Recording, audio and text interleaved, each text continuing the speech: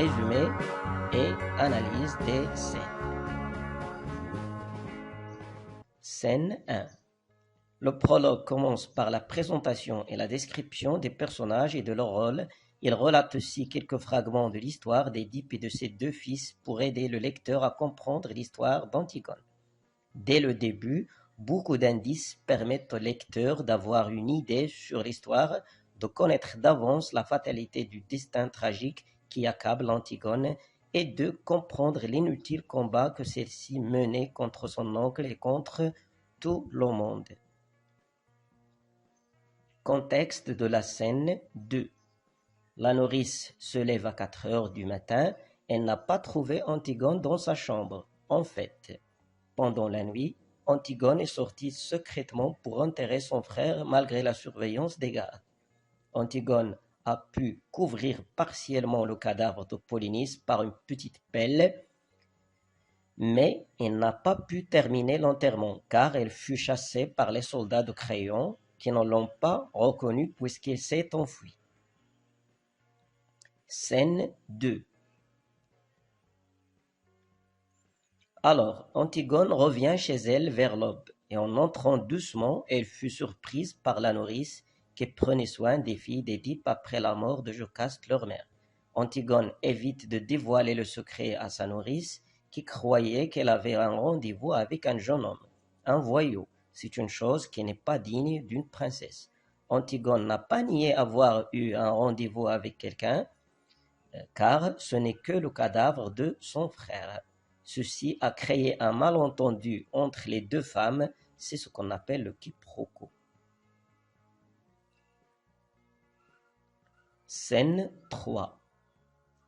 La nourrice est en colère lorsqu'elle a vu les deux princesses, ou bien les deux sœurs, reprochant à elle-même de ne pas leur avoir apporté quelque chose à boire. Scène 4. Après une nuit de réflexion, Ismène a conclu que le projet d'Antigone est difficile à réaliser parce que Créon est le roi qui peut tout faire, c'est la loi et il faut la respecter, elle a peur de la mort et du déshonneur, ce projet concerne les hommes et non plus les filles, même si Polynice est leur frère, mais il mérite la punition de Créon parce que c'est un voyou et un ingrat. Il faut réfléchir avant de prendre une décision. Mais pour Antigone, elle pense que l'enterrement de Polynice est un devoir. Il ne faut pas avoir peur de la mort car il faut se sacrifier pour un frère. Il ne faut pas toujours réfléchir. La loi de Créon ne concerne pas Antigone. Elle ne veut pas comprendre car cela signifie se soumettre et se résigner. Elle aussi ne veut pas mourir, mais c'est son devoir. Le résultat de cette conversation, c'est l'échec.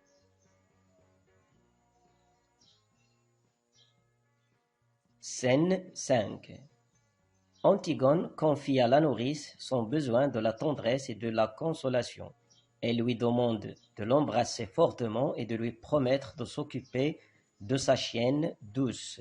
La nourrice n'a rien compris de ces propos, mais la petite Antigone lui a quand même révélé quelque chose de grave, ou bien que quelque chose de grave va arriver, et que cette rencontre pourrait être la dernière.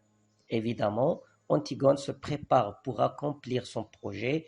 Elle sait que cette mission est dangereuse et même fatale. C'est pourquoi elle cherche de la confiance et de la force, qui risquent de lui manquer car elle est petite et seule devant un roi autoritaire et intransigeant. C'est une scène d'adieu avec la nourrice. Scène 6. Antigone, lors d'une soirée de bal, a tenté de paraître comme les autres filles, belle et courtoise envers Aimon, mais elle a échoué puisqu'Aimon ne l'a pas comprise et la soirée s'est terminée par une dispute. Alors, dans cette scène, elle lui présente ses excuses pour lui avoir causé des ennuis. Enfin, elles se sont réconciliées. Ensuite, elle lui demande de l'écouter sans répondre et de la quitter après. Par ce comportement, Antigone avoue à son fiancé qu'elle ne peut jamais être sa femme, ni avoir un garçon avec lui, car elle sait qu'elle va mourir. Elle a donc sacrifié son amour et son bonheur avec Aimon pour son devoir envers son frère. En fait, Antigone ne veut rien expliquer à Aémon pour ne pas affaiblir, pour ne pas être détourné facilement de son projet. Scène 7.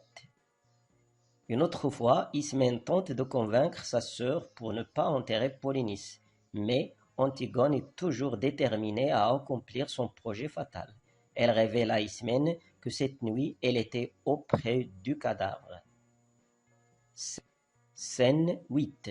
Un garde, Jonas, apporte à Créon que quelqu'un s'est approché du cadavre, que ce n'était pas un animal, car le cadavre est enterré selon les rites, qu'ils ont trouvé une petite pelle d'un enfant à côté du cadavre. Créon croit que c'est l'opposition et les ennemis de Thèbes qui osent commettre un tel crime, et il a demandé de garder cela en secret et de redoubler la surveillance. Scène 9. Le chœur fait la comparaison entre la tragédie et le drame. Scène 10. Antigone est arrivé à côté du cadavre en plein jour. Il fait très chaud. Antigone a rapidement trompé la vigilance des gardes qui croyaient au début que c'était une bête. Antigone a presque enterré avec ses mains et ses ongles tout le corps de son frère. Cette fois-ci, elle n'a pas tenté de se sauver. Par contre, elle s'est obstinée courageusement à enterrer son frère, malgré la présence des gardes qui l'arrêtèrent avec la force. Les gardes ne savaient pas que cette fille était Antigone, la nièce du roi, et ils se comportaient rudement avec elle, ne croyant plus à ses aveux. Scène 11. Les gardes ont arrêté Antigone en flagrant délit, à côté du cadavre en train de l'ensevelir, puis ils l'ont emmené chez Créon. Le garde raconte les faits détaillés au roi, qui paraît étonné et incrédule, mais Antigone reconnaît son acte. Elle lui raconte aussi que c'était elle qui a tenté la première fois d'enterrer son frère. Scène 12. Créon propose à Antigone de faire disparaître les gardes et de la sauver à condition de se taire et de ne plus recommencer. Mais Antigone insiste sur son intention de recommencer et d'enterrer entièrement le cadavre de son frère.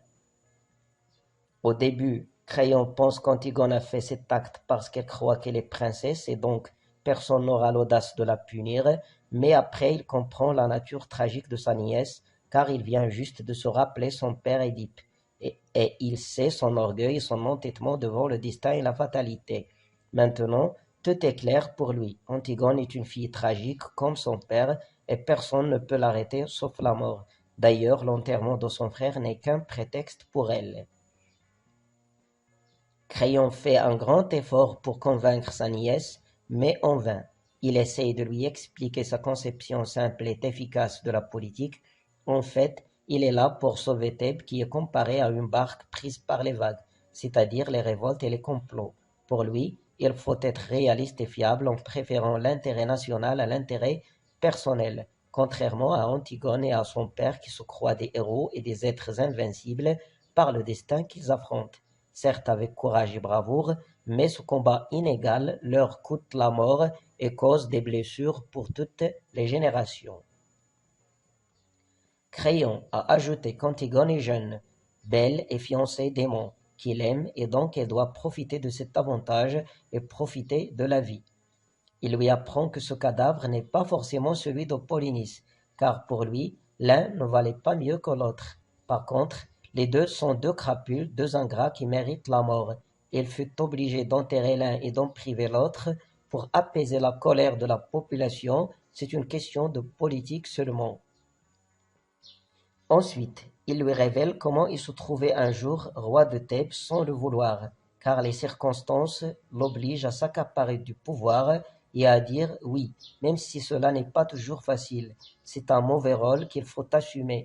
Créon peut sauver Antigone si elle le veut, mais si elle s'entête à transgresser sa loi, elle la tuera parce que c'est son rôle, peu importe la famille et les proches. Devant tous les arguments de Créon, Antigone est très attachée à ses idées. Elle oppose à Créon sa propre vision de la vie et de l'homme. Selon elle, il faut avoir des idées et mourir pour elles, car ce serait une lâcheté de renoncer et de dire oui, par crainte d'affronter les périls.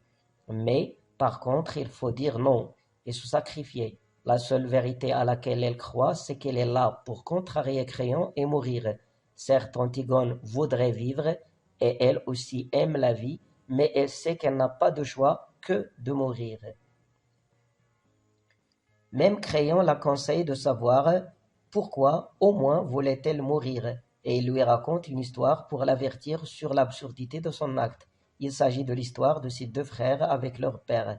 Polynice frappait souvent son père Édipe lorsqu'Antigone avait à peine 2 ans et lui soutirait de l'argent. Éthéocle a même tenté à maintes fois de tuer son père et de vendre Thèbes aux étrangers. Pour Créon, ces deux ingrats ne méritent pas un tel sacrifice, ce serait une mort gratuite et absurde. Antigone paraît être émue par cette histoire, l'histoire racontée par Créon. Elle commence à se sentir apaisée, presque convaincue. Elle hésite devant son oncle qui triomphe un moment. Mais le mot bonheur a mis Antigone en colère et c'est ici qu'elle a repris sa force et crie contre Créon l'indignation et la haine qu'elle ressent à la politique lâche des hommes. Et voici l'extrait qui montre l'apaisement d'Antigone et le début de sa colère après avoir entendu le mot bonheur. Créon, qu'est-ce que tu vas faire maintenant? Antigone se lève comme un somnambule. Je vais remonter dans ma chambre. Créon, ne reste pas trop seul. Va voir Aimant ce matin. Marie-toi vite. Antigone dans un souffle. Oui, Créon, la vie ce n'est pas peut-être tout de même que le bonheur. Antigone murmure, le regard perdu. Le bonheur, Créon a un peu honte soudain, un pauvre mohin. Antigone, quel sera-t-il mon bonheur? Quelle femme heureuse deviendra-t-elle, la petite Antigone? Quelle pauvreté faudra-t-il qu'elle fasse elle aussi, jour par jour, pour arracher avec ses dents son petit lambeau de bonheur? Dites, à qui devra-t-elle mentir? À qui sourire? À qui se vendre?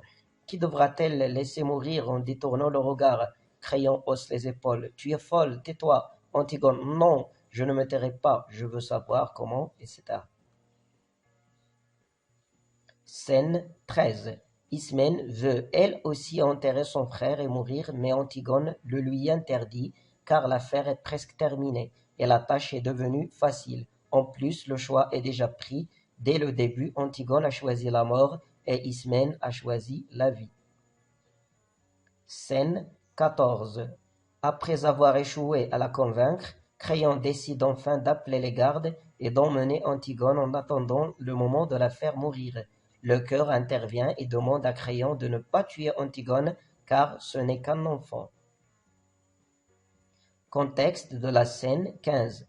Aimant aimait Ismène au début, mais un jour, sans savoir pourquoi, il demanda à Antigone si elle voulait l'épouser, et celle-ci a dit oui, sans même réfléchir. Malheureusement, cette décision lui coûterait la mort seulement. Scène 15.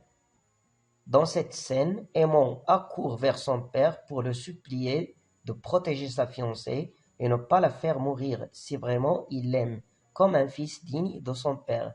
Le chœur intervient une autre fois et conseille Créon de ne pas tuer Antigone. Il lui propose de dire qu'elle est folle, de l'enfermer. Aimant aussi sollicite l'aide de son père Créon, mais celui-ci refuse car pour lui c'est Antigone elle-même qui est la responsable de la mort. Maintenant, Thèbes sait ce qu'elle a fait et attend le châtiment. Sinon, Créon serait accusé d'avoir épargné sa nièce. D'ailleurs, c'est la loi, et il ne peut rien pour elle. Donc, il incite son fils au courage et à accepter la réalité. Mais Aimant ne croit plus aux explications de son père qui lui paraît impitoyable et sévère. Scène 16. Aimant est sorti agité et en colère. Le chœur demande à Créon de faire quelque chose, mais celui-ci ne peut rien faire. Scène 17. Les habitants de Thèbes se poussent devant les portes du palais réclamant la justice et l'exécution d'Antigone, qui demande à Créon d'éloigner les gens loin du palais pour ne plus les voir. Scène 18. Antigone est seule avec le garde, c'est l'occasion de discuter avec quelqu'un. Elle l'interroge sur la mort et si vraiment on souffre lorsqu'on meurt. Le garde, c'est lui qui l'a arrêté, insoucieux aux peines d'Antigone, lui parle de son métier. Enfin, Antigone donne au garde une bague et il le prie de rédiger une lettre qu'il remettra à quelqu'un après sa mort. La lettre est adressée à Aimon, où elle demande pardon des malheurs qu'elle a dû causer à Aimon et à toute Thèbes. Elle avoue l'absurdité de son acte et comment elle n'a pas compris que la vie est belle. Cette scène montre une fille sensible qui regrette son hardiesse et qui même n'arrive pas à saisir pourquoi elle cherche la mort. C'est la réalité des héros tragiques qui sont à la fois coupables et innocents. Scène 19. Le chœur entre et affirme que tout est fini pour Antigone. Scène 20. Le messager entre et raconte la scène de la mort d'Antigone. Dans la tragédie, le messager a toujours comme unique rôle de rapporter la mort du personnage principal, car la règle de la bienséance interdit de présenter le sang ou bien les scènes de violence sur la scène. Selon le messager, on vient de mettre Antigone vivante dans un trou. Ici, la fille d'Édipe s'est suicidée avec les fils de sa ceinture dans le tombeau. Aimon se poignarde à son tour auprès de sa fiancée. Scène 21. Créon est seul au palais. Le cœur lui apprend que sa femme aussi s'est suicidée lorsqu'elle a appris la mort de son fils Aimon. Malgré la solitude et la fatigue, Créon continue sa besogne de gouverner les gens. Il conseille son page de ne plus grandir ni de savoir, car ce serait sûrement la cause des ennuis. Scène 22. Le chœur avance et informe les spectateurs de la fin de l'histoire. Thèbes est calme après la mort d'Antigone. Les gardes reprennent leur jeu pendant que le rideau se lève.